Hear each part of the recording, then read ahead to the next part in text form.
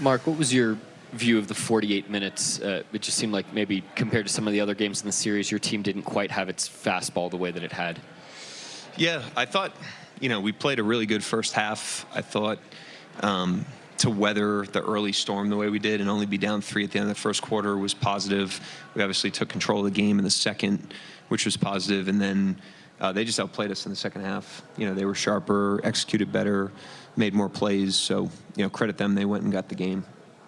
Mark, how relevant did you feel the close to the first half was at all to what happened in the second half? Say that again? How relevant did you feel the close to the first half was to what it all transpired in the second half? We didn't close the first half great, but, when halftime ends, you get 24 minutes to go play your best regardless of what just happened. So, we had that opportunity, so did they. They outplayed us in the second half. And I believe Shea, Hardenstein, and Jay Will all got their third foul, like, almost in succession. Like, what did you feel changed when that happened, and do you feel that sort of had a larger impact on the way things played out in the game? It obviously impacted substitutions, trying to manage that a little bit, which isn't out of the ordinary. They all ended, without fouling out, so they were able to manage it in the game. I was a little bit conscious of it, obviously, at the end of the first to get Shea there with 4. But otherwise, again, we had the same opportunity Denver did in the second half, and they outplayed us. Mark, what did you see from Dub tonight? And his performance has kind of fluctuated game to game this series. Like, what needs to be more consistent on his end? Well, the first thing is, let's talk about what is consistent, which is, his defense, his floor game. He had a bunch of assists tonight. Played really hard and competitive as he always does. So it's like that's the floor of his game, even when he has a rough shooting night like he did. And it's still very impactful in the game. But obviously he didn't shoot the ball well. Most of the looks I thought were shots he can make that didn't go his way. As he misses a dunk late, it's like, you just kind of laugh that one off at that point. So, but again, he's such a valuable floor game player. There's so much more that he does than score that even on a night that was rough from the floor, he still has a high impact on the team. Guy that you have to pick up, or does he kind of do that on his own, emotionally kind of bouncing back from this one? Does it on his own. He's pretty good there. Really motivated competitor. Like, he'll be ready to go on Sunday. I'm sure he's disappointed, as we all are, in the outcome of the game.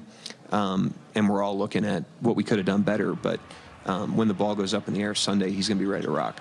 Mark, you've said that every game is a chance for you guys to grow as a team, being young and everything like that. What's your message going into a Game 7 to kind of settle them and just make sure that they know that, this is just another game? Not another game, but how do you settle them for Game 7?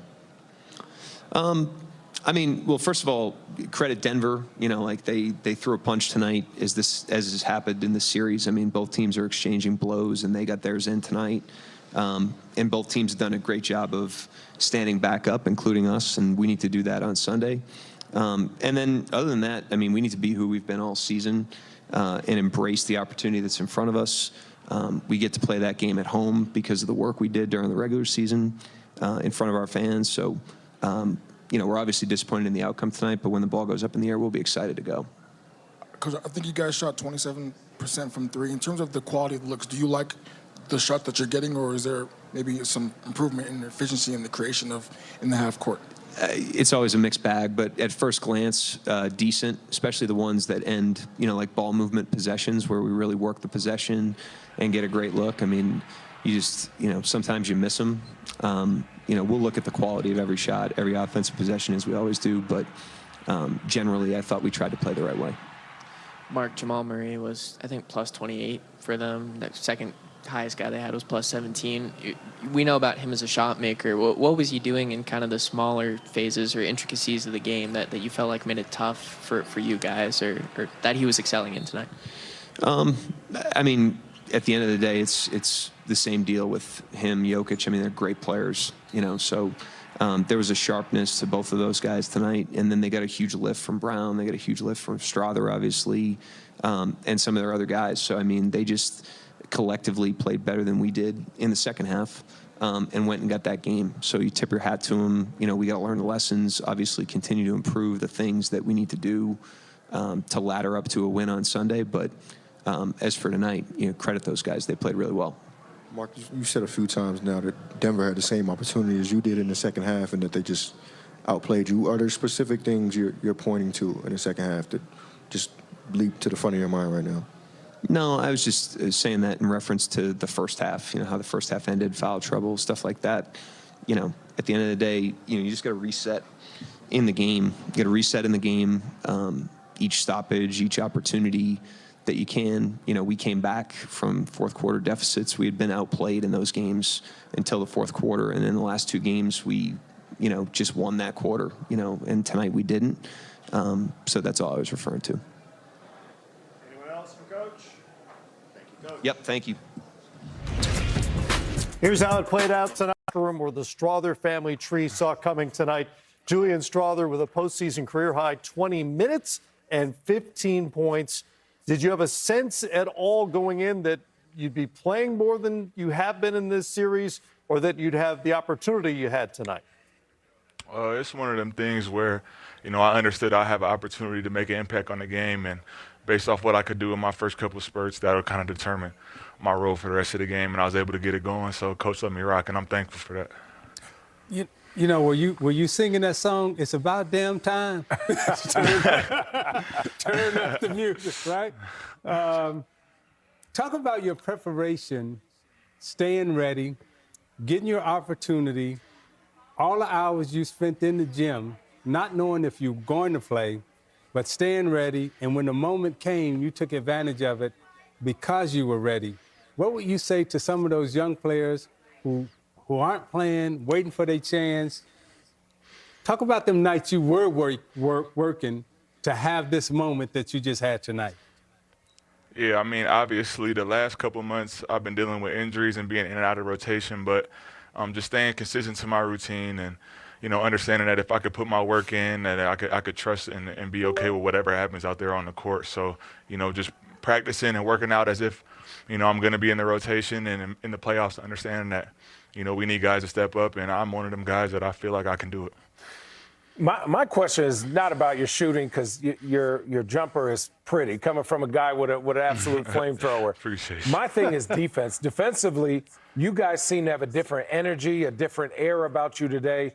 Was there something that you saw in the film where you said, I could contribute with my time out there, or was there something that somebody said before the game that got you ready? And because, your coach even praised you, and that's why we were a little late getting to you, is he was talking about it wasn't just your 15 points. It was that you were holding water. I've never heard that before, but he said you were holding water. And so tell us about that kind of attitude going out there when, again, you haven't been playing, but you're ready and able to step up at big moments. Yeah, being a young guy on this team and not knowing, how big my role is going to be, going into every playoff game, I understand that I got to bring energy on both ends of the ball. And, tonight in a win-or-go-home situation, there's no energy to conserve, and there's nothing that you could take home. This was it. So, just leaving everything out on the court on both ends of the floor was my main objective. Well, what is it like jumping into a team that has won a championship, that has veterans who've been through this before, in terms of preparing you and the other on this squad for nights like these? It's huge, just having that championship DNA, and then also having guys that are, willing to be vocal and willing to, teach and give us teaching points during the game. And we're obviously open as young guys to all the criticism and, understanding. We have guys that have won MVPs and then obviously, like you said, championship guys. So, just being able to lean on my vets and them being willing to, kind of pour into me. Game 7 on Sunday, 2 days to savor it, to recover a little bit as well. Congratulations on the night and on the win, Julian. I appreciate you. Hey, don't take no time off. Go to the gym early tomorrow. Stay hot. You got a day off. Don't take the day off now. You Yes, be in the gym. Go twice. I'll be there. I'll be there.